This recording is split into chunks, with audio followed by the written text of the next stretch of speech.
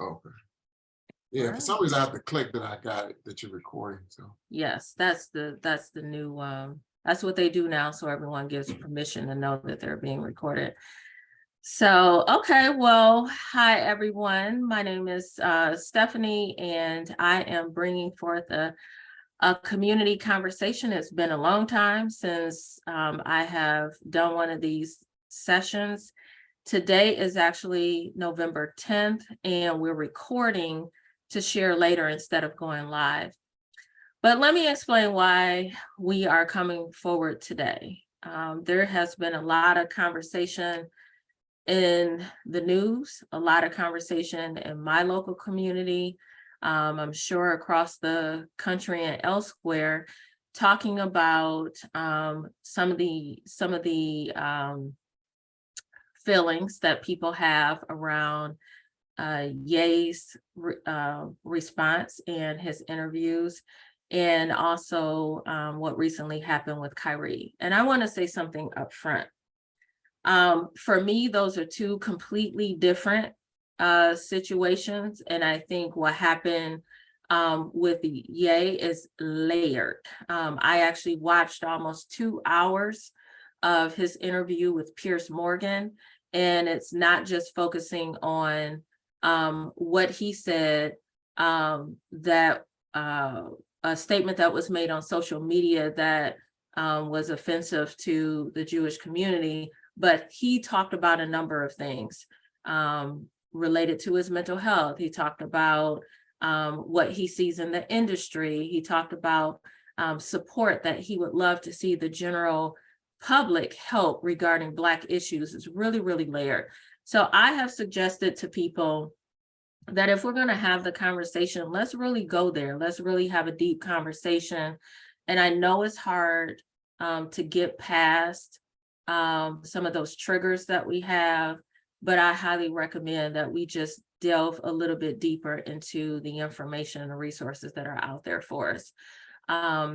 The other thing is that I have embarked upon a new journey in my life, and that journey is all about helping people to better understand each other and to figure out how that we can be respectful, have differences in our lifestyle, in our beliefs, practices, whether that is spiritual or cultural, and still be able at the end of the day to love one another, to work together in our communities, in our schools, in the workplace, in our faith institutions, and really, quite frankly, in our families, because far too many families are divided and don't speak anymore because they have gotten into an argument over something. And so I really want to personally contribute to having the conversations, but also talking to guests that either I interview or friends that I have about how we can do this better. So today I have with me someone who is been a long time friend. I meant to ask Ron too, how long our families have actually known each other. Has it been like 30 25 plus. years, 30, over 30 years for you and Walter. And I think I probably met you and your family maybe 15, 20 years, About 20 25 years years ago. ago. Okay. So we both been married for over 20, so. Yeah. So it's been a long time. And as this national conversation was occurring, I was saying to myself, who is somebody who I think shares the same values I have and likes to see the community work together and come together, to really have this conversation. And you were one of the first people who came to mind. So I really appreciate, you stepping out there, and because I know this is not an easy conversation to have, but I appreciate it. And I really just want you to start out telling people who you are, talk a little bit about your background, and we'll kind of build up to that conversation. Okay.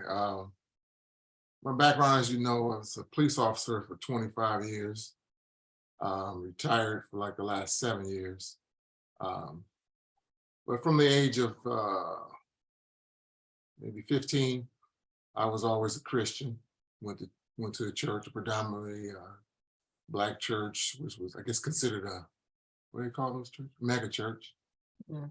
Um, and, I've been a coach in the community for over 20 years. So I coach lots of kids in different sports, girls and boys, and actually women as well. Um, and I'm just a regular guy who just went to church for a long time, always studied.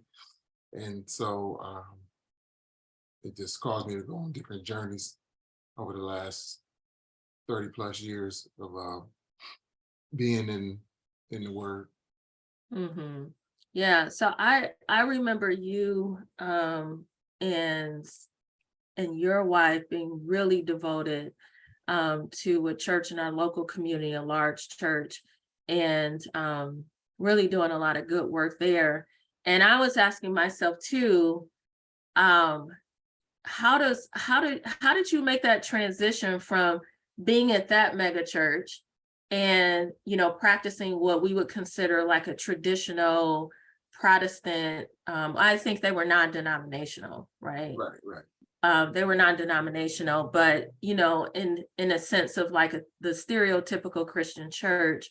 How did you transition from that to being a part of, I don't know if you would call it a movement, so correct my language and what it should be, but with this movement I see of people who become Hebrew Israelites. Um, it actually is kind of funny. It started. My wife was going back to school, Hmm. and she was told by one of the family members, she may have Native American blood, and we was trying to figure out how to pay for school, and it's like, oh, if you have Native, you might be able to go, at a discounted price, blah blah blah. Hmm. And so when you start looking, you'll notice you hit a wall around the late 1800s, 1860, 1870, and then your people don't exist anymore. And so that was pretty interesting. And then a friend of mine, actually another coworker, uh, sent me a video and said, "Hey man, you ever heard of Negro Land?" Which I had never heard of, and I thought I was pretty good with history, and I never heard of Negro Land. So I started studying that and uh, seeing what that was all about, and it just led me down a rabbit hole. Um, but one thing I always like to tell people, because I grew up in the mid '80s and I listened to a lot of the different rap artists. I always listen to the ones that were more positive. And one of the things they do, a lot of those, especially ones out of New York, they told you that the Israelites were black and that the people in the book were black, and Abraham, Moses, and all that. So it wasn't foreign to me. Um, I never thought it made a difference as long as I had a relationship. And I still don't think it makes a difference, but it's just nice to know as an individual when you hit a point in your history, in your family history, you don't know who you are. Mhm. And then it's like you were less than human because there's no record of births or nothing like that. And then to find out that you're actually special to the Most High, it was, something that was interesting. So I continued to follow it. And I'm the type of person I like to look at both sides. So people who were against it, I've heard what they said, and I've heard what the people who are for it said. And being a former officer, I weigh both sides like we're in court, and then I make my own personal decision. And so, um, What were some of the pros and cons you heard? um, well, the cons is people saying that it's reverse theology. Uh, this is not true and that's not true. It's just they just debate a lot of different little small points. And when I looked it up for myself, I just come to the conclusion that I believe there we are based on things that I knew. Um, and it's kind of, I mean, it's just like everything else. It's kind of layered, but it's just kind of like I always knew on the inside of me that was true. And so it was enough to validate it because there's so much information. There's a lot And of I information. watched so many videos and read different books and different stuff like that. Um, it'll take me all day to try to figure that all out. It's a lot. It's kind of overwhelming actually, because I've been trying to look this up myself because of the conversation that's been happening. And then just trying to prepare for our conversation today. And it is, I mean, you can get overwhelmed really quickly, and some stuff is just going over my head, But I was asking myself, and I was actually talking to Walter, my husband, about this. And I was saying, I think it's probably safe to say that most Black people at this point have come to a realization that if you read the biblical text and you read the description, of people in the Bible, in particular Jesus, we believe he is a darker complexion. Like most people, I think, are kind of at that point. And then I also thought about how when we, because I consider myself a Protestant Christian, and have always been, regardless of which denomination I've been a part of, we have always felt like this sense of pride in knowing that we are of the lineage of, Abraham, Isaac, and Jacob, right? Those are the things that you're taught in Sunday school, and you kind of take pride in knowing that. And so for me, I was like, well, how do we shift from feeling like we're already a part of the lineage, and that if you look at how the scripture describes, what Jesus looked like, what's explained to like the audience, what's the difference, and just kind of, why didn't you stay at the church you were at and have those beliefs? What made you kind of shift over to go to the Hebrew Israelites? It's studying the scriptures and seeing where the theology is in the indoctrination of certain things. When you start reading, what I had to do is I backed up. I said, you know what? I'm going to read this for myself. I'm going to take all of the influence from this side and all that side. Just read the actual Bible and see what it said. And when I started reading, this stuff just started popping off the page, and you could see where different errors are that you learned in church. And I even tried to, before I left the church, I talked to my pastor, and the bishop from Detroit. He came down here, tried to talk to him. He, kind of brushed it off and kind of dismissive, like I was a little kid. I'm like, I'm old enough to think for myself. And because I had a book that I wanted to give him to read, because there's so many different books. And I had heard, actually, one of the books I had gave him was From Babylon to Timbuktu. I got that book when I was in college, I was listening to the rap songs, and they suggested, I just never read it. I kind of skimmed through it a little bit. But what's nice about his book is he lists all the sources. It's not like people are just grabbing something out of the air. They have sources, and they're showing you where they're getting their information from. So it's not anything, oh, he just made that up. No, these are, you can fact check it and go to plenty of places that are credible sources. You got universities. I think Stanford University has some maps. I went in there. It has some old African maps about Negro land. I found that. It's just so many different sources that you can go to and make it your own independent decision on it, what you want to do. And so for me, that was enough, because I usually explain to a lot of people, especially my friends I used to go to church with.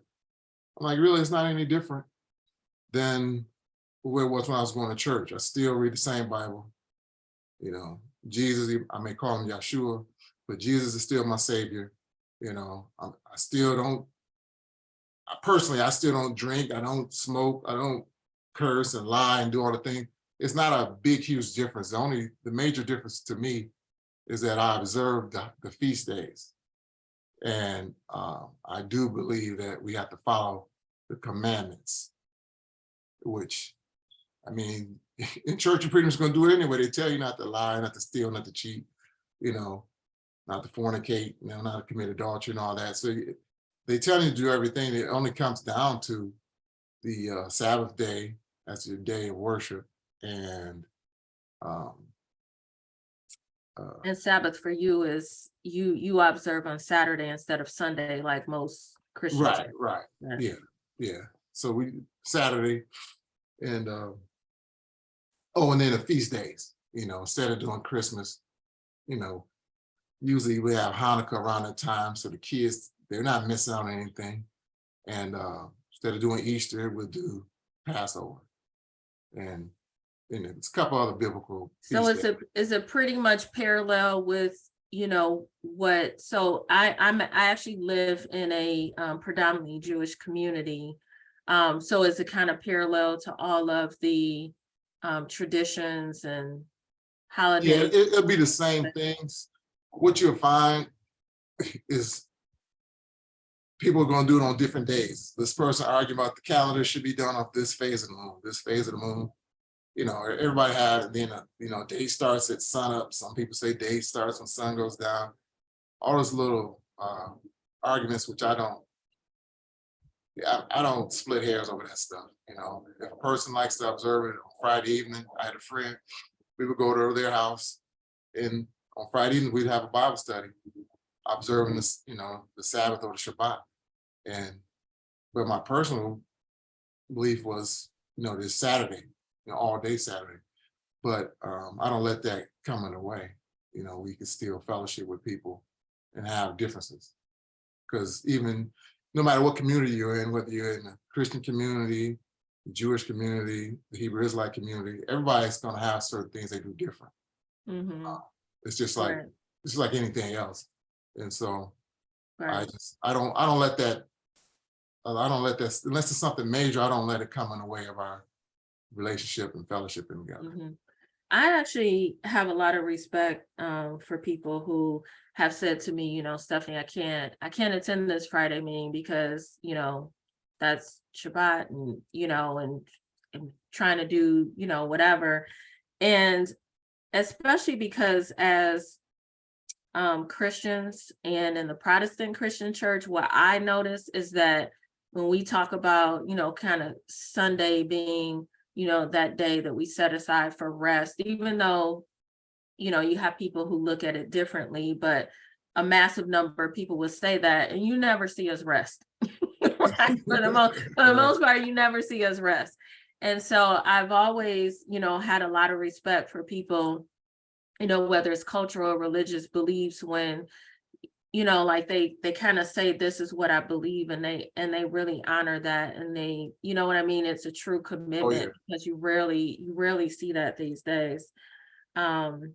So I can appreciate. And then the other aspect of it is, because I'm in this DEI, diversity, equity, and inclusion lane, and have gotten training over the years, one of the things that I realized is that we do a good job of pulling people together and say, let's get this training. But then when we leave, there's never really a conversation about, okay, let's actually give everybody a calendar, and here's how we actually respect people, and what their calendar looks like every single month. And we don't really do a really good job of that. I think honestly, we've been really disrespectful to people when we do that. So, my hope is that one day, since we can talk to kids in school about, different cultures, different religions, that at some point we would dig deep into that level of it to actually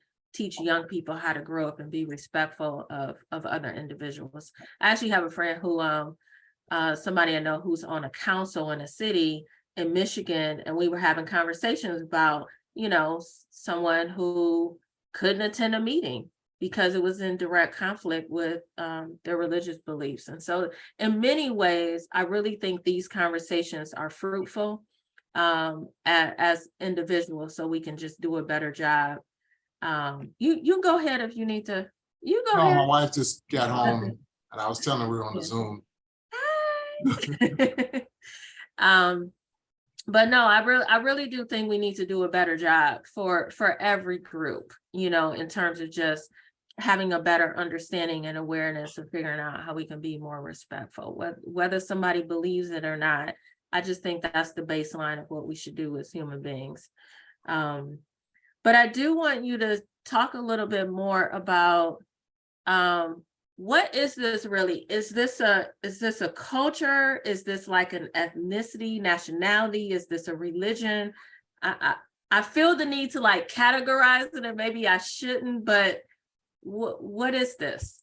Well, that's always been a big debate, whether or not being Jewish is a race or if it's a religion. Personally, I think there's only one race, it's on the human race. So there is no race. Everybody have different shades of color, but it's just one race. And so I hate to use the word religion because I don't like the word religion, but it is a belief system. And it's based off of, the Holy Bible, the Holy Text. So When you say, do you call yourself a Hebrew Israelite? Is that how you would? no, I don't do it because sometimes Okay. it has a negative connotation. And I just tell people I'm a believer. Mm, Because like I said, when you go to I'll use the Hebrew Israelite community, you have some people who don't believe in the Messiah, that he's come, they don't believe that Jesus is the Messiah or Yeshua. Some people that do. And then when they do, it's just all over the place. It's just like everybody that's a Christian doesn't identify as being KKK, for example. But technically, if I'm not mistaken, the KKK is considered a Christian organization, with that, with the crosses and everything like that.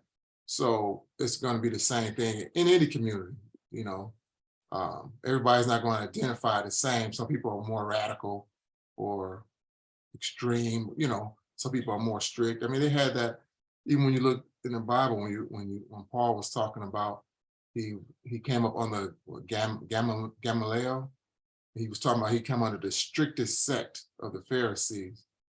You had Pharisees and Sadducees and all that, and doctors and teachers. Everybody had different things. So it's just like today, you have some people that are more extreme, that's not as extreme. So that's where all those differences come up at. So so it's kind this of is a your way question. of kind of saying who you are, but saying it in a way so it doesn't come across as being controversial when you immediately meet people.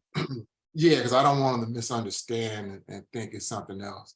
Because some people, just like in the last second, some people, quite frankly, they're more prejudiced, or racist, even though they have either holding the Bible in their hand. There's some people that are still racist, whether they're holding the Bible or not. And so I don't want to be associated with people like that because even within our group, we have people from different backgrounds. We have Caucasian people that fellowship with us, and we love them just like we love everybody else. But if I just say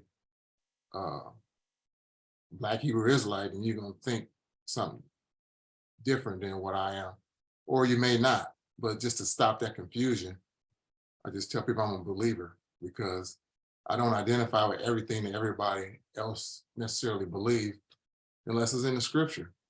And even then you get arguments. I mean, it's the same thing. Like you said, you're Protestant and finding out what that is, they're protesting against, the Roman Catholic beliefs.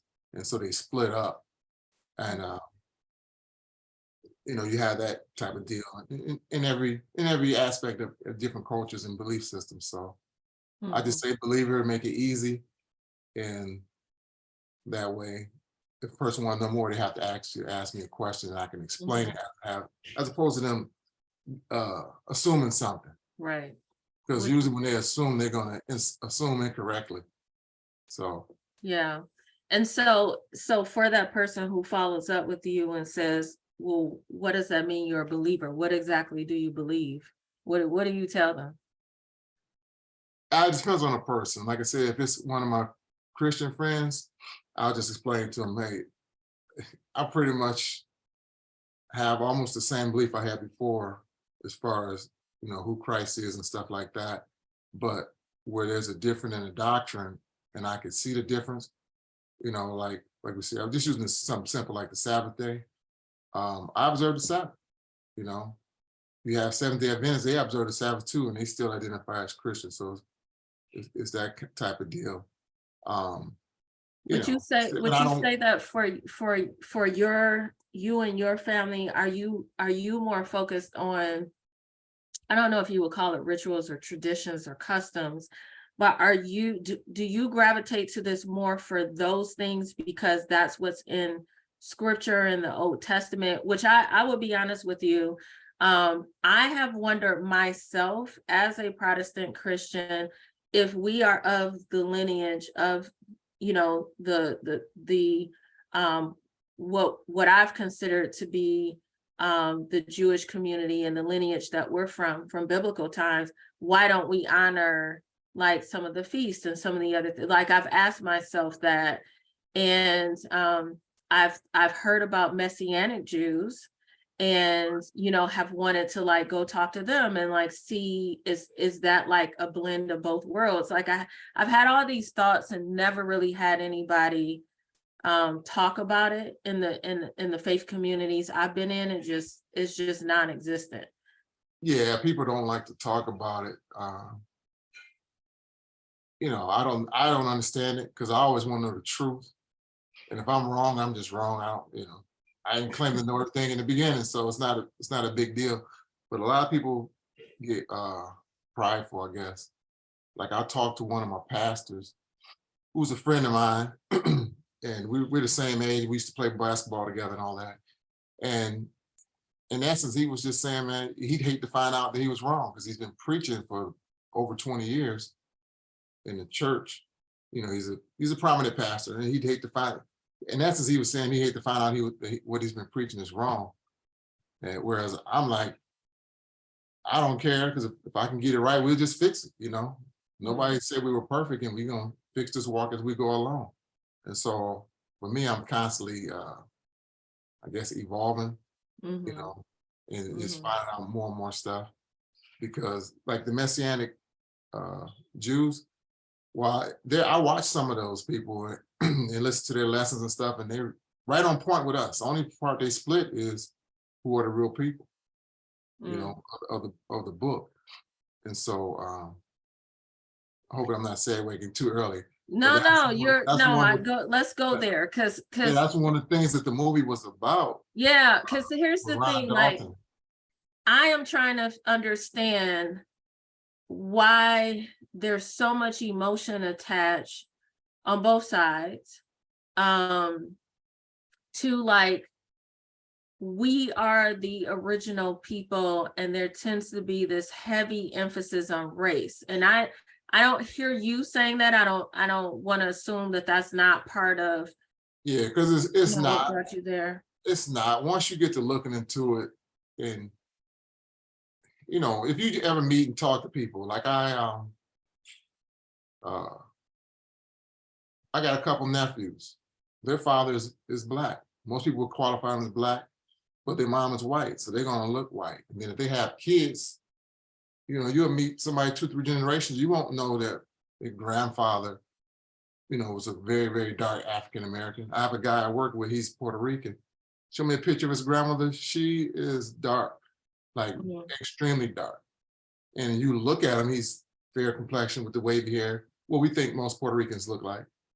And then he showed a picture of his grandmother, and she darker than my grandmother.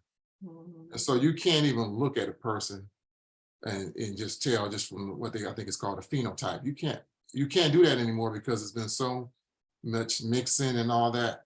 So you can't necessarily look at a person.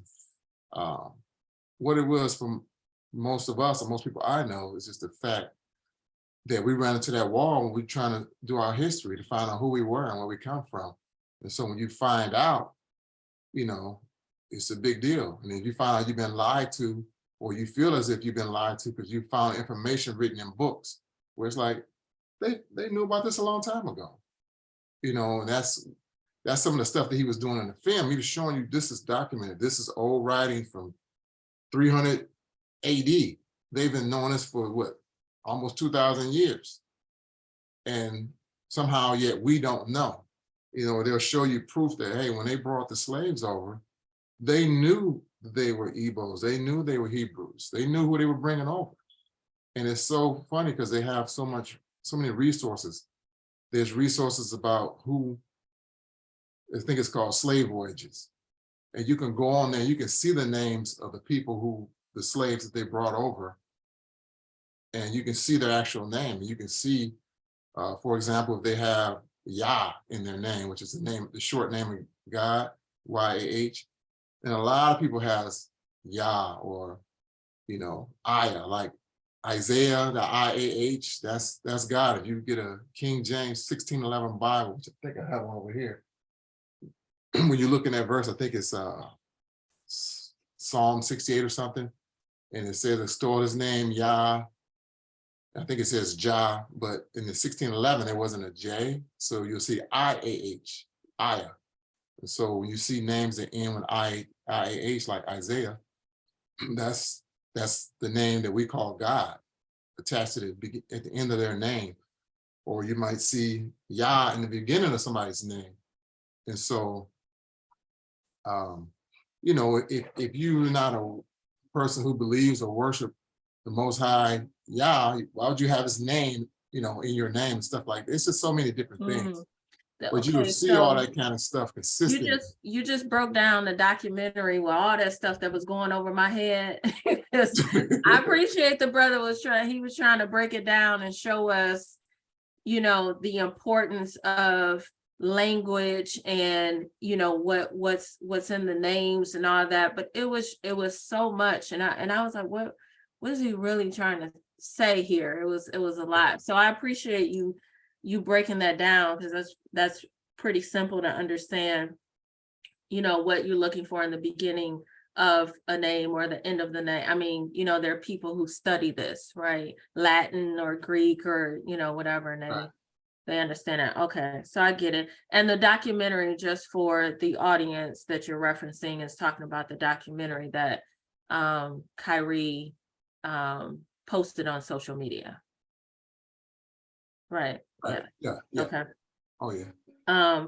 Okay, so here's another question that people are wondering. How do we tell the difference between the I know you call them not sects, but camps.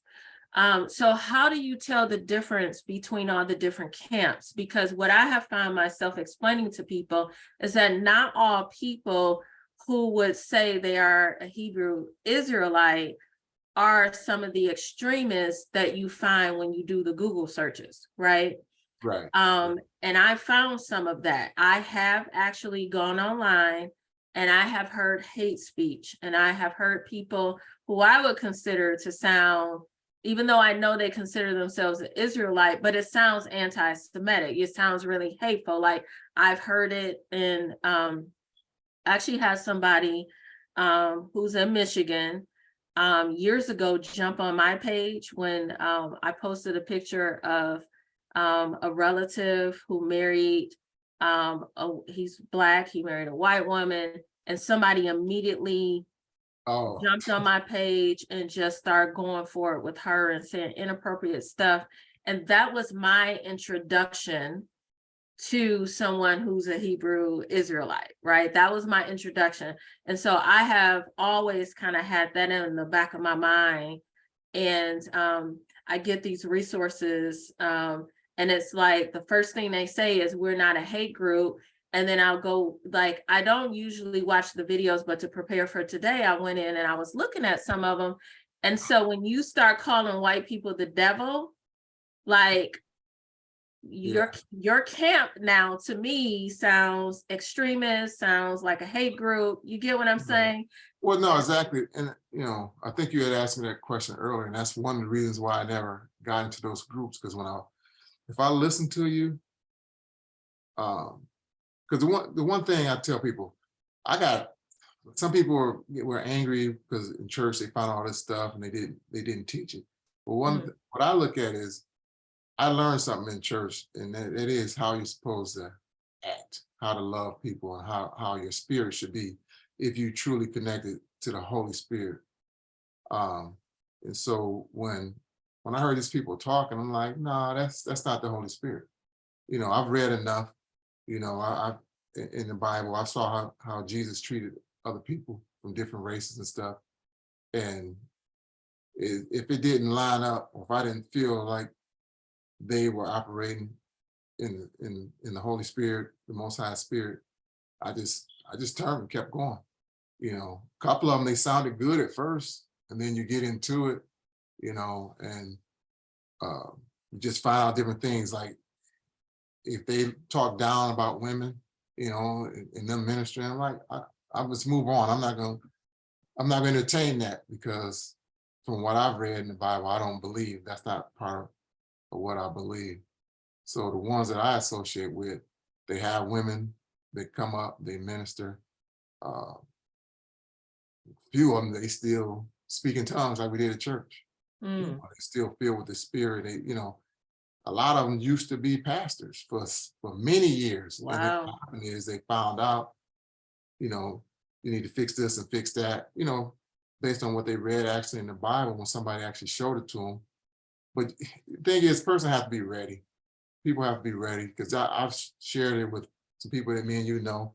I'm not going to name them on here, but some of our coworkers that are, they're devout Christians, but you can show them the information and they read right over it. It's like people look at things with a certain lens on, even though I always tell people, man, try to take that lens off and just look at it. And then you can let the Most High speak to you. And for me, by doing that, the stuff just started jumping off the page. It's like, oh, I see where that is. I see where I messed up. And so that's just my approach. So when you encounter people who say, sounds good, not for me, I'm a Christian, I'm gonna stick to, my religious beliefs, do you is now your belief that they're actually not saved? Or would you say that yes, salvation in terms of us professing Jesus Christ, with our and believing in our heart, like, do you say that they're still saved, but you think they just haven't been enlightened to understand who they really are? Right. Well, what happens is, like, my family, my little brother is a pastor, Okay.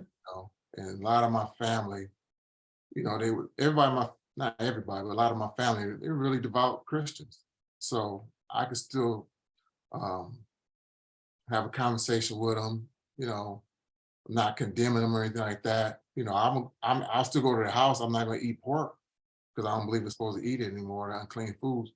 But they respect it. They know, okay, Ron is not going to eat pork, so let's try to cook some beef ribs if they know I'm coming, and they know we're not going to do the Christmas exchange and the gifts and all that. We're not doing that, and so they're very respectful of that. But it's kind of funny because, as far as salvation, we just did a lesson a couple of weeks ago, and we were studying that out and what happens after you die. And so some of that stuff, it's even changed for me, because when you read the scriptures, it doesn't really say that you go straight to heaven. You will hear that mentioned, like they'll tell you to come up at church and make heaven your home. And I remember Dr. Miles Monroe came to our church years ago, and he pointed out, he said, read the back of the book. It doesn't say anything about heaven being your eternal home. Your eternal home is going to be on earth, the new earth with the Most High, if you read Revelations. And so, so stuff like that, and even with salvation, the understanding I've recently gotten is that you're going to be saved, but it's not like you're saved now. It's after you die, when the judgment comes for everybody. When you look through the scriptures, you'll see that there's a judgment, and then the decision is made where you're going. You're not in heaven coming down to get judged and then going back. And it doesn't even, when I looked at it, it's like, yeah, it actually really don't make sense. Why would you go to heaven, but then you got to get judged, but you already got the reward? So it's things like that, that, some of the stuff I have to unlearn things that I used to learn, that I learned in church. And so, So for like the church you were at and most churches I attend, and you would do an altar call or prayer of salvation or all of those kind of things, do you still practice that? no, we don't do that the Yeah. same, um, because probably because, like I just mentioned, at this particular point, don't believe that anybody is saved right now. Your Okay. your faith is that you will be saved when you're raised, when everybody's raised again. That's where you want to be. Um, so that part's a little different. You're still going to follow Christ, embrace the culture, follow things in the Bible, but you're striving for a goal, like Paul said, pressing toward a mark. So if you feel like you already made it, which they kind of teach you at church a lot of times, because you feel like you're already there, people, I can do this, I can do this that I'm not supposed to do That because is. you're extra comfortable. But if you know you haven't attained it yet and you're pushing for it, just like if you're in a race, if you ain't made it to the finish line, you got to keep running. And so that's kind of like my viewpoint on that. And that's something that I just really learned recently, because I did used to say not long ago, oh, they're still saved. But when the guy who used to be a pastor that's in our group, he did the lesson on it. And it was a nice long lesson, and we still have more yet to uncover in it. But just the information that he presented, I had to change my view on that. So it's funny you asked me that. I just recently changed my view, so I don't have it all solid, but I saw enough to know that, hey, yeah, there's a lot of scriptures that reference, a day of judgment coming after we die, after everybody is raised, because it says it's going to raise the just and the unjust. So how can he raise the just if they are in heaven? You see? So, but that's something new. I don't want to get too far into that, but that's No, just things no, that I'm glad you got me shared it. reading. I'm like, wow, Yeah, but it makes you sense. sharing a lot of layers to your beliefs that I didn't even know were there. So no, I appreciate that. I just had a relative in my family tell me you all aren't even Christians, so don't believe in Jesus anymore is what I was told. So no, I appreciate it. And just I know this, when we spoke before the call, but I just want to say to those who will watch this, like my intention was not to come on here and debate scripture, right? My intention was not to come on here and be like, you're wrong, you should believe, none of that, trying to come back to the, that sort of thing. I just want to create a space for people to attach a human being to what your beliefs are, and kind of have a better understanding of what you believe, and what you believe is not what all of the camps believe. And that when they see one group of people do something, that it doesn't mean that the entire group of people who have that belief do that. And it's interesting to me that we all know this, right? We all know that all white people aren't bad, all black people aren't criminals, all the stereotypes that we hear. We all know this, right? All law enforcement officers are not bad. I tell people all the time about you and Walter and like the whole little crew of people who are very loving individuals who went into law enforcement to actually help people, right? People don't believe me because because that hasn't been their experience, because the media has kind of portrayed that everybody in law enforcement is bad. Now we have some problems, and I'm an activist. Absolutely. We got to deal with it, and I know you all know firsthand and talk about it, but it's like people paint this broad brush. And so I wanted to also have a conversation, because I don't want to get caught up in that hype, and I hate to see us get more divided. And man, Ryan, I've told some of my friends over the last couple of weeks, I have seen so much division on my Facebook timeline that it was breaking my heart. And I said, somebody's got to have a conversation. You know, of course, it's like Yeah. somebody needs to, you know, and I was like, well, let me just have a conversation. I don't know what I don't know, and I really just want to learn.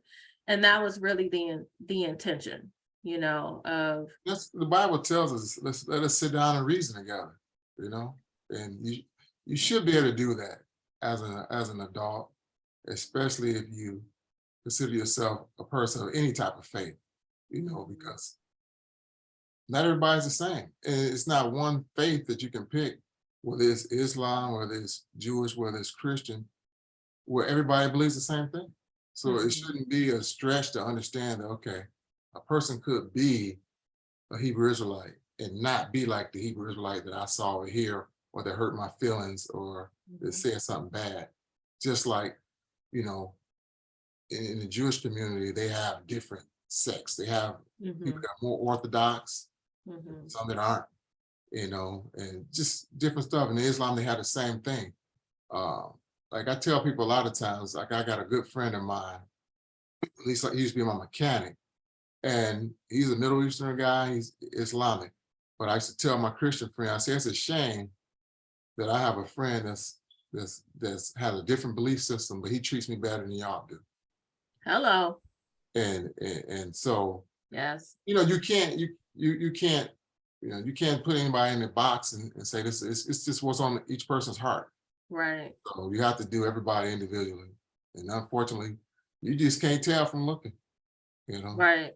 I'm so glad you said that because you know, I tend to have a very diverse inner circle, like not just associates, but people in my inner circle, you know, with different political beliefs, with different religion, you know, different race, ethnicity, you know, you have it, socioeconomic status. Like I feel like that is, and I don't even know that I did it intentionally, to be honest. It's just kind of moving about in different spaces and meeting people, and you just have this connection. And so, you know, it kind of happened.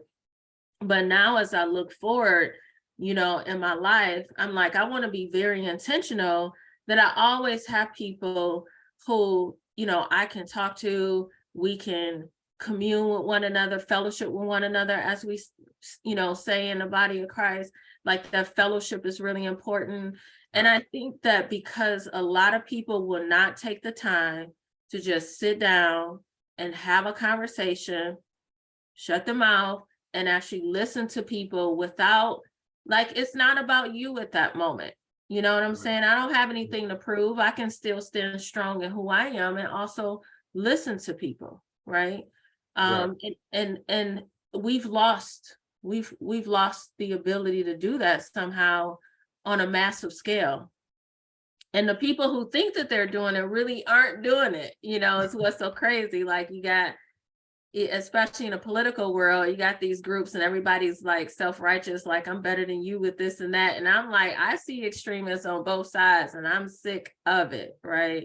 Right. Right. And it really turns you off. But yeah, I mean, at the end of the day, what I really want us to do is to feel confident and courageous enough that we can go to other people and say what we believe.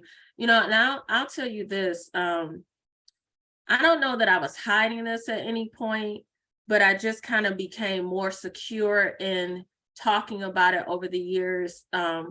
What, you know, once as our girls got older, but we are, you know, Christians who do not celebrate Halloween. And that sounds ludicrous to people. You know, they're like, Really? oh, you're depriving your kids, and you know, Yeah. Yeah. all this kind of thing. And but when you go and you read the origin, you know, of what it is, and I believe if more people read it, then they could understand where I'm coming from. But I'm like, even if you never get to that place, just respect me, right? Right. Just respect where our family believes, because we don't want to be rooted in an actual holiday that worships Satan, right? You Yeah. know, We never did it either. So I totally understand what you're saying, because we got the same thing. And actually at our church, I remember when we first got there, it was the early 80s, like 84, 83. pastor used to let people come. He said, well, just don't wear any demon outfits and ghosts and goblins. Of course, they always did. And then he finally just cut it out, which I Mhm. thought was good. But, you know, with us and our kids, probably real similar to y'all, we never did the Halloween and we never did Santa Claus. Right? And we never, Yeah. never lied to our kids about a man coming down the chimney and giving gifts. And I'm with you. Yeah, Yeah. we'll watch the, you know, little Christmas shows and stuff, and Mm-hmm. you Mm-hmm. know, like we do cartoons, but we're not going to sit there and present that as something real. And that's one thing my pastor used to say, because I always had respect for, you know, the fact that he did try to treat us as best as he could. And he said, you know, you don't lie to your kids about From birth. Santa Claus and From Easter birth. Bunny and all this stuff, and about people today, I mean, things they can actually see, and then tell them, oh yeah, the God that you can't see is real, but you can't see him, but you've been lying to them their whole life about little stuff like that. And so I Mm-hmm. always thought that was real important to, you know, not do that. My mom did that because I got a younger brother and sister like 20 years younger than me. And so Mm-hmm. when they came up, that's how she taught them, you know. On Christmas, we went to church first, come back, we thank God, and then we open up the gifts. We Mm-hmm. put a little different twist on it. Um, Yeah. but we were And our trying to kids do the didn't best that miss we out knew. on anything. I Yeah, mean, they were yeah, still happy. They were still like regular, normal kids who, yeah, you know, enjoyed the day without the lie, you know, and people yeah. just, yeah, they don't get it. So I think for that reason, for me too, I'm probably being sensitive to it is probably not the right way to describe it, but I kind of have more of an awareness of the importance of respecting people who believe different things. People are like, are you a Jehovah Witness? Because that's the only people who do that, and that's not true. It's really not. I have friends Right. in other religions, and Christians do it too. Um, but I just I didn't really want to go deep into the conversation about Ye or the conversation about Kyrie, but I do want to kind of end on really touching on that for a minute, because I feel like I need 4 hours of a conversation to really dissect that Right. interview that Ye had, right? Because it's so layered. It is not just the offense. It is all types of other stuff that's a part of his thinking and his life, and what he was saying. But I want to have a conversation about the response that we saw, and now how the Black community, even though many people in the Black community don't support Ye because of political reasons or mental health stuff and things he's done,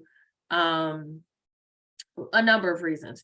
But I have noticed that there are a lot more people who are stepping up and saying with Kyrie, hey, what just happened? What's Right. going on? Like, he didn't say anything himself Right. that was racist. He did reference something that was sold on a major shopping platform. Nobody has canceled that person. Nobody has canceled the other athletes who promoted it before him. Like there's just all this stuff, right, that people are talking about. And it was like, well, why did this happen to him? And the other part is, so what happened when, this is me talking personally now. I said to myself, well, why is it that I can't get that instant 2-second response to shut stuff down when I'm on social media crying out to people about what's happening to Black folk being killed in the streets by police, or women who are dying trying to give birth to a child, right? I can name like a ton of different issues that I am begging and pleading with people for on a regular basis.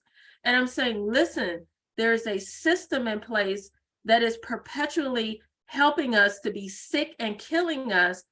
And I can't get that type of response. And I think that that's the disconnect. We're talking past each other because people are hurt over what's attached to, you know, the history of anti-Semitic behavior, and then all of that gets infused in the conversation. And I'm just like, I'm trying to figure out how to reconcile that. Right. Well, one of the things I think even with that, we don't have Blacks that are executives over the media to push anything like that. So if me and you are crying out and saying something, we don't have any backing that's going to push it out for the masses to have to see it. And whereas other people, they have means, they have people in high places that can push what they want out and basically force it on everybody if they wanted to, where it's in your face 24/7, because they have that kind of power to do that, because they have the platforms and the media outlets and everything they need to push whatever they want to push. So I think that's why we can't do it. We don't have people in high places like that to make it happen. Because a lot of this stuff, I think would have went in one ear right out the other, but they keep it in your face. See, if they keep it in everybody's face and stick a microphone in everybody's face and ask everybody questions and keep it in the forefront, then you can get some response to what you want. So I'm sure if you had the opportunity and you could put it in front of everybody, you'd see a difference. Like, oh, people feel like they have to talk about it. And then if you can generate, shows or, different platforms where people are talking about it. Say if we were able to duplicate this platform right now, you can send it out to everybody. Then more people will see it, more people be talking about it. And then you might see something, you see some movement one way or the other, you'll get more of a response. So I think that's what's holding us back. We don't have the power. We can scream all day. Only people can hear is people within the sound of our voice. Right. That's it. Or if you lucky enough to record something that goes viral, right? Right. And then it's a completely different story. And then it only lasts for a hot minute. You're only gonna have it on the news for a specific amount of time. And I have heard the media promise us how many times we won't drop the story. We won't stop talking about it, right? Every single time. And then boom, something happens. And it could be something silly with a celebrity or anything. And the story is like gone. All of a sudden now, whatever our pressing issue was, which is a life or death issue for us, it's not being talked about every day anymore. Yeah, that's true. It's always some little things that get you off, like a lot of people point to, and it's probably not the best example. A lot of people talk about how everything was on Brett Favre, what he did, the monies that he took. And then as soon as this stuff happened, ain't nobody talking about Brett Favre no more. It's all about Kyrie and what did he change his name to? Kanye? Yeah. It's all about those two right now. And then that's to the back. I just want to say this really quickly too, in terms of his name, and you kind of breaking down to me the importance of the names. So I didn't know until today when I watched the video or a segment of another video he did with somebody, and he explained why he changed his name. And it was kind of like with Muhammad Ali, where he changed his name in terms of like, I don't want the name that originates back to a slave master. And he broke it down even more, but like I hadn't heard, we hear celebrities changing their names all the time, 3, 4, 5 times changing their name. And I thought it was really just that. And I think that in and of itself, they don't even know like why he did it. So you have people out there who saying this is a game. He doesn't really believe it. He said, you know what I mean? They're like, this is all for media attention. Yeah, I see. I think for me, it's unfortunate that he says some of the things that he said in the way that he did to create the hurt. But in a way, I feel like this is an opportunity we have, right, as a community to be able to, use a situation that was bad and use it for good. And my appeal to people, as we close out is, dig deeper, like go past the surface, even if it's stirring up emotions. Because trust me, I have heard some things people have said. I have seen some things that really, get under my skin and cause me to want to, do some stuff I know I shouldn't do, say some stuff I shouldn't say.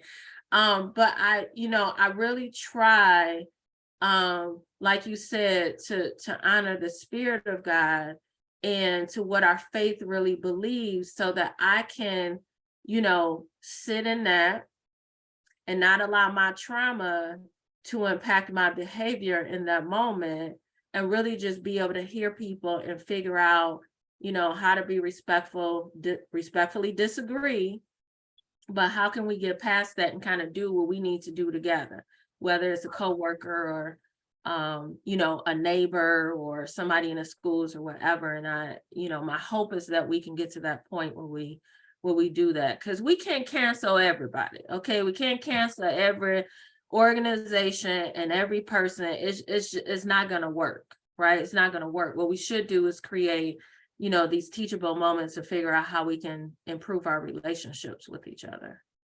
Oh yeah, yeah. And even with canceling people out, I always tell people, it sounds real good until it's you. You're in that situation. Now you want somebody to give you some grace. You want somebody to listen and be understanding. Mhm. But when it's somebody else, it's easy to be like, oh yeah, and run off on a tangent and just dismiss them because it doesn't affect you, you know. So I just never liked that whole cancer culture anyway, because it's just, they go with the flow, with the blow of the wind, they all over the place. It's not really Yeah. anything concrete, because if you were really about, for example, if you was really about doing things right and moral, even if you don't like Kyrie, for example, or what he said, well, anybody with a pair of eyes could see the response that he's gotten, and you got to do this and you got to do that. We don't like your apology. You apologize this certain way, and you got to pay this people money. That ain't normal. That's not a godly response. That's not a good thing to do. It's just that's how people are. They're able, if they're in a position of power, then they can take advantage of somebody else and do things a different way. Instead of being consistent and doing the right thing because it's the right thing to do. They don't do that. In my opinion. That's why I don't like the cancel culture, because it floats all over the place. There's really no set morals. It's just whatever they're thinking of at that particular time. You hurt my feelings, and whatever goes viral, right? Because there's other right. stuff being said all the time, and people will kind of hear about it, but because it's not all over every media station, they just keep going. They just keep scrolling past it like, it didn't happen, But I would agree. I'm all about accountability. And I think that people need to accept responsibility when they say and they do something wrong. But I think there's a big difference between, accountability, still rooted in love, but accountability, versus just like, you're dismissed, you are horrible. I don't care if you live anymore. I don't care if you know what I mean? Like, there's a big difference between the two. And, and Oh yeah. I hope Especially, that. especially if you don't know what my intent was, and that's why, because in the Bible, we're talking, the Most High is going to judge your heart. And see, we can't do that with people because we don't really know their heart. And if you don't listen to somebody, you really don't know their heart. It could just be an honest mistake, you know. Um, yeah, I mean, because nobody agrees with everything about everybody. If I say, hey, check this book out, nobody agrees with it. I mean, even if I tell you the Bible, you can read some stuff in the Bible and you'd be like, man, why is that in there? And I personally may not agree because I don't know why the Most High put it in there. But when he said kill everybody, like it says in a few places when they went to certain wars, so even something as sacred as the Bible, you still have people disagreeing. They're not going to necessarily agree with everything that's in there.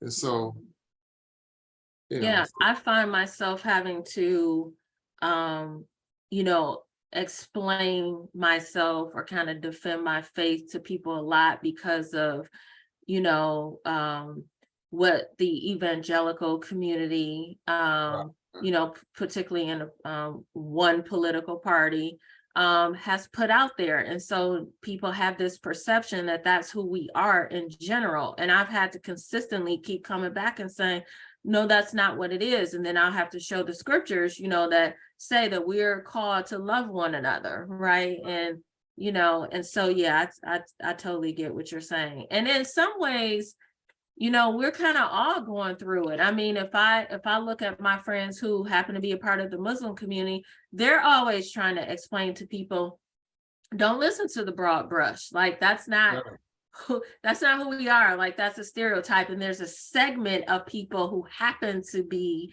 right, who did this horrible thing, but that's not all of us. and it's usually the minority of the Yeah, group. It's usually a very, yeah, very small percentage of the people, and they have that as a representation for the whole, and it's usually not even close to what, right, what right. everything really Absolutely. is.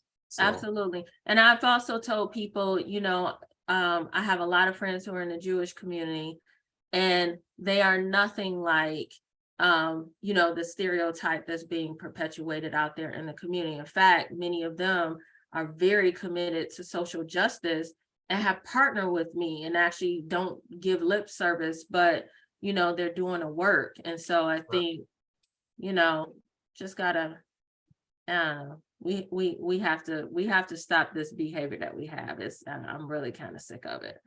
right.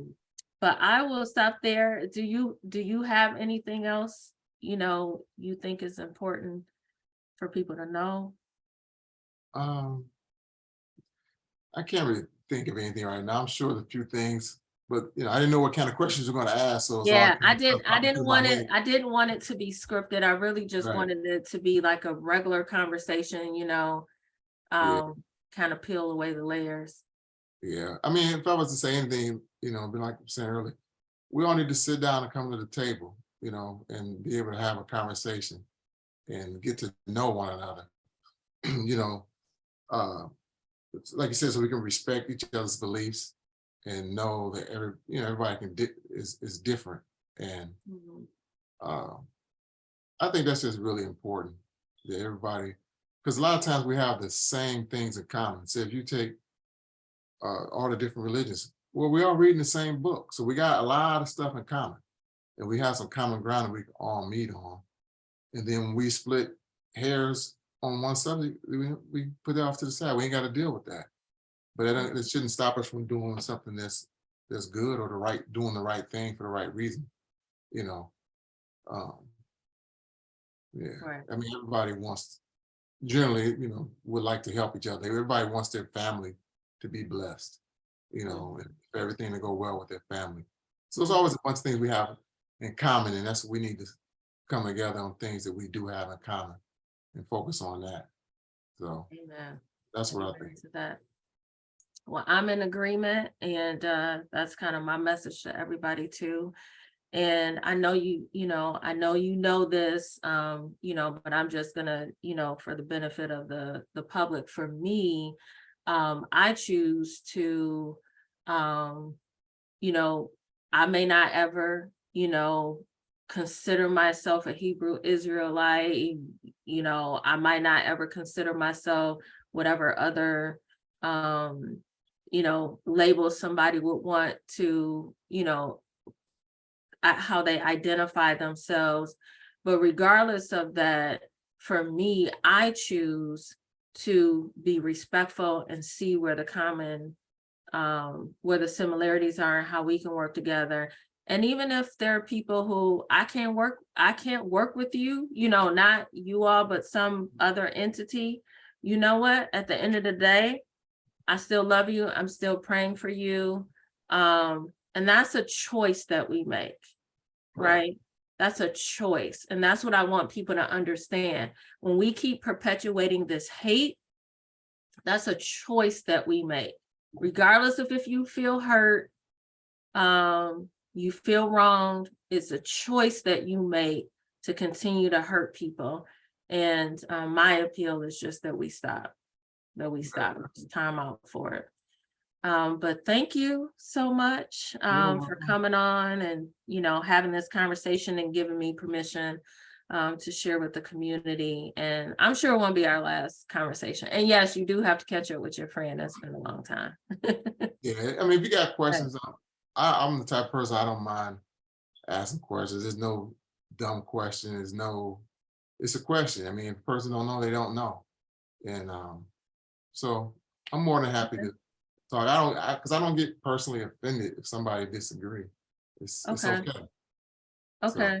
Well, I appreciate that, because I anticipate that, maybe I didn't think of something, maybe I didn't ask something. And so, I'll circle back to you. And I'll let you know when we share it as well, so you can anticipate. But thank you so much. I appreciate it. All righty. All righty. Have a good one. You too. All right. Bye-bye. All right.